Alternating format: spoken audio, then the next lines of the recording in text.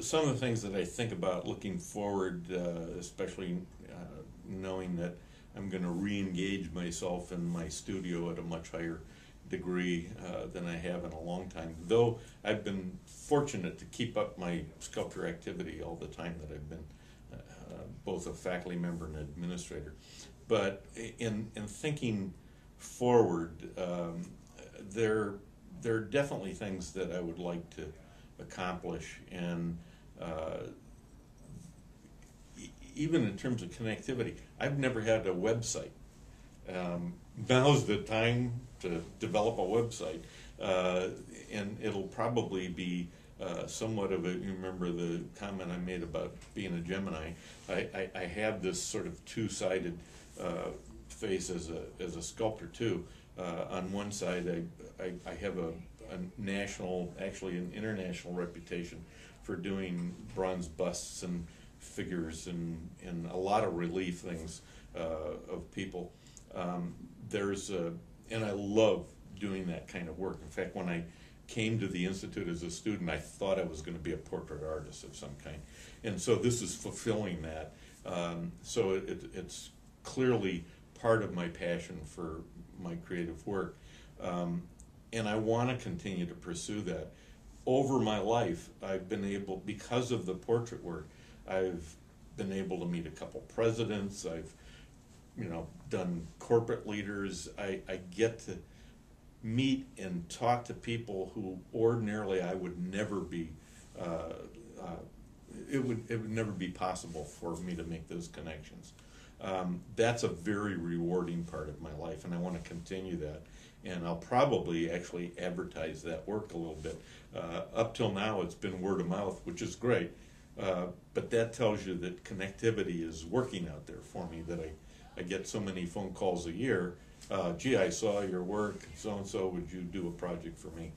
And then on and I'll call it the more creative side, because when I'm doing my abstract work, I'm not making it look like something else. I'm making it look like what it is. But I really would look forward to getting connected to some really good galleries in different places, parts of the country, and just developing that work and getting commission opportunities. I have done quite a number of commissions since I've been back in Cleveland, and I look forward to doing that. Again, it's that connectivity, and you get your work exposed in one place, somebody sees it and wants it in another place. There's a fundamental thing that almost every artist that I know feels deep down inside, and that is, if I can only get enough cash to make the next piece. It's still always the same, but it's a little bit more. It's, can I either get a commission or sell something so that I can make the next piece of sculpture, but also what am I going to do with that piece of sculpture? I'm not a person that wants to just hoard it and hide it in my studio. I'd rather somebody have it in their yard or in front of their building, or in a museum or a gallery. So it's making those opportunities happen, and that's again where that connectivity happens, and it's marketing. It's all of the things, and I think this will be a great opportunity for me, really for the first time in my career, that I can focus on doing all those things for myself and my work. Part of the processes that I use and probably will continue to evolve and develop with in terms of my own work is that to some degree I'm technology oriented in terms of I work with metal and I use welding devices, and those things change all the time, and I'm fascinated with the history of that and how people make things. I'm a doer. I do things myself. I joked about the last time I painted, where I was trying to create depth in the painting, and I kept poking it and realized that I need the physical activity. Through that physical activity, there are things that happen that allow you again, to become more creative and inventive about how you make something happen. Often people will come to my studio, how did you do that where you were in your studio? And you know, it's back to the Egyptians, you know, it's leverage, it's figuring something out. I actually love to be by myself. This is the Gemini part again. I'm gregarious enough and enjoy lots of people around, but when I go to my studio to work, I want to be there by myself, and I love the daily challenge of doing something and not having to rely on anybody else. However, once that's said, I'm on the phone all the time asking somebody, how did you do this?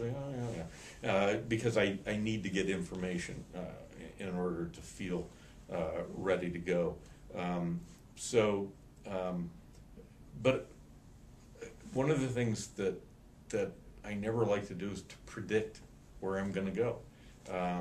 I can go into my studio tomorrow and start a new series of work that I won't know that I'm going to do until I walk into the studio.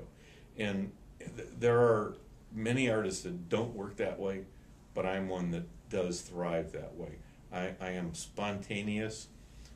Whatever led up to that will come out in my work, and I'm in tune to my own sensitivity to take advantage of that.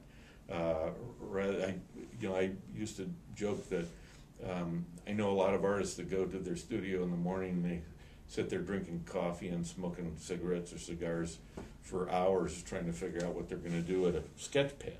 Well, I don't do that. I go to work and I start working, and things evolve from that point of view. Doesn't mean I'm not thinking through. I'm thinking a lot all the time through this, but I'm doing it in a spontaneous way. So, and I do that much more freely now than I did 30 years ago.